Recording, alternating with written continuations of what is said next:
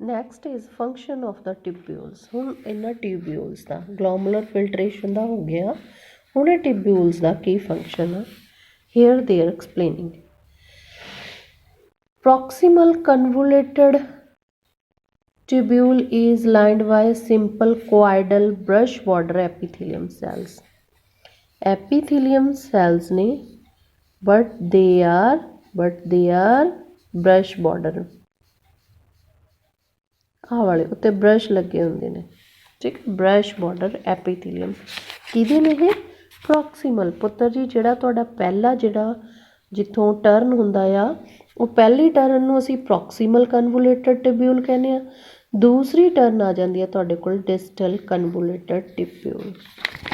ਹੁਣ ਉਹ ਕਹਿੰਦਾ ਜਿਹੜਾ ਪਹਿਲੀ ਆ ਪ੍ਰੋਕਸੀਮਲ ਕਨਵੋਲੇਟਡ ਦੇ ਐਪੀਥੀਲੀਅਲ ਸੈਲਸ ਨੇ ਜਿਨ੍ਹਾਂ ਦੇ ਬ੍ਰਸ਼ ਲੱਗੇ ਹੋਏ ਨੇ, ਤਾਂ ਕਰਕੇ ਕਿ ਸਰਫੇਸ ਏਰੀਆ ਇਨਕਰੀਜ਼ ਹੋ ਜਾਵੇ ਰੀਅਬਜ਼ੋਰਪਸ਼ਨ ਦੇ ਲਈ। ਇਹਦਾ ਮਤਲਬ ਹੁੰਦਾ ਕਿ ਜ਼ਿਆਦਾ ਤੋਂ ਜ਼ਿਆਦਾ ਮਟੀਰੀਅਲ ਨੂੰ ਰੀਅਬਜ਼ੋਰਬ ਕੀਤਾ ਜਾਵੇ, so that all essential nutrients 70 to 80% of the electrolytes and water are reabsorbed by this segment.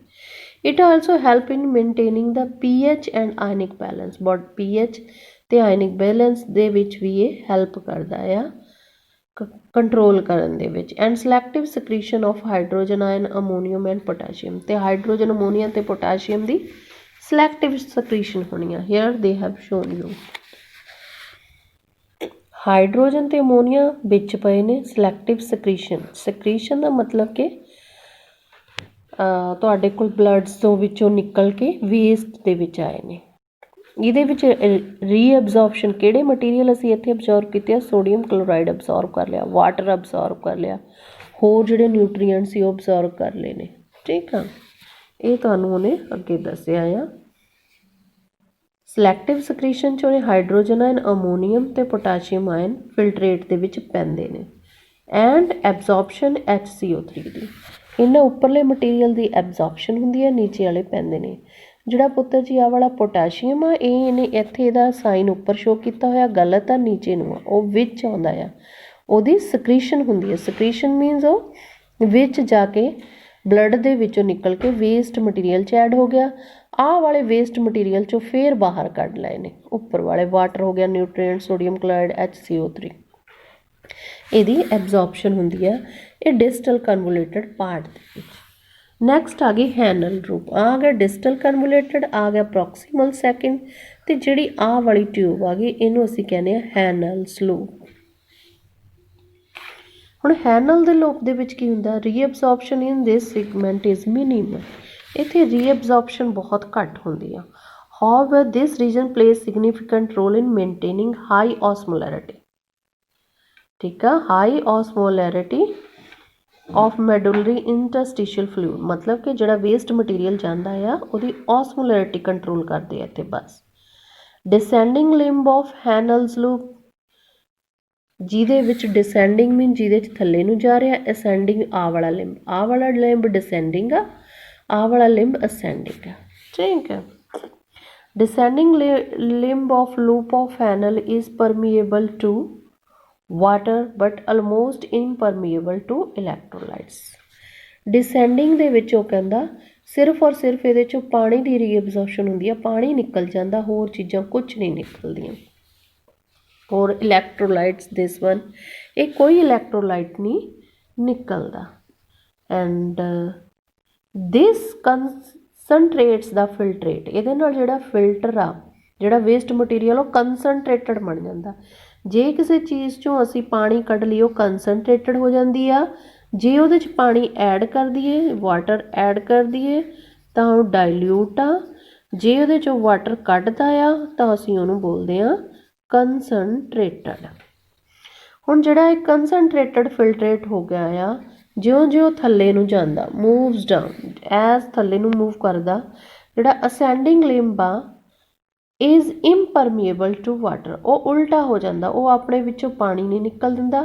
But transport of electrolytes actively or passively. Now the concentrated filter passes upward, it get diluted due to the passage of electrolytes of the ਮੈਡੂਲਰੀ।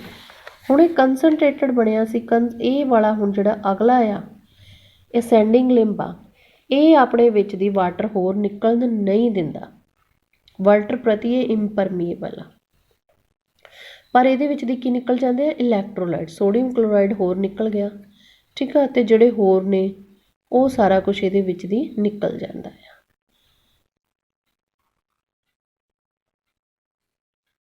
ਠੀਕ ਹੈ, got it. ਹੁਣ ਇਹ ਅੱਗੇ ਚਲਿਆ ਗਿਆ ਪੁੱਤਰ ਜੀ ਤੁਹਾਡੇ ਕੋਲੇ ਡਿਸਟਲ ਕਨਵੋਲੇਟਡ ਟਿਬਿਊਲ ਕੋਲ। ਡਿਸਟਲ ਕਨਵੋਲੇਟਡ ਟਿਬਿਊਲ ਹੇਅਰ ਇਜ਼ ਕੰਡੀਸ਼ਨਲ, ਮਤਲਬ ਕੰਡੀਸ਼ਨ ਆ, ਕੰਡੀਸ਼ਨ ਹੋਊਗੀ ਉਹ ਦੇਖਣਗੇ ਕਿਹੜੀ ਚੀਜ਼ ਜ਼ਿਆਦਾ ਜਿਹੜੀ ਹੋਰ ਅਸੀਂ ਅਬਜ਼ੋਰਵ ਕਰਨੀ ਆ।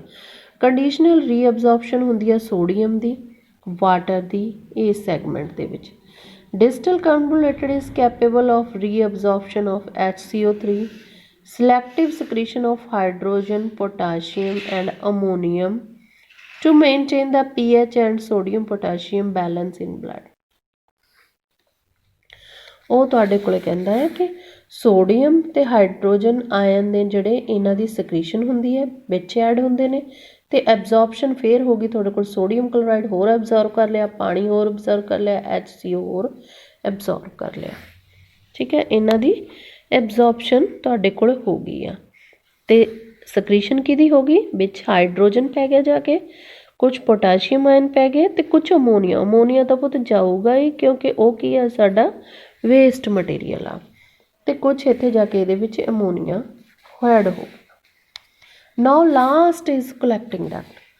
This long duct extend from the cortex of the kidney to the medulla। ਹੁਣ ਇਹ ਇੰਨੀ ਲੰਬੀ ਹੁੰਦੀ ਆ ਕਿ ਉੱਪਰਲਾ ਪਾਰਟ ਕਿਡਨੀ ਦੇ ਨੂੰ ਅਸੀਂ ਕੋਰਟੈਕਸ ਕਿਹਾ ਸੀ।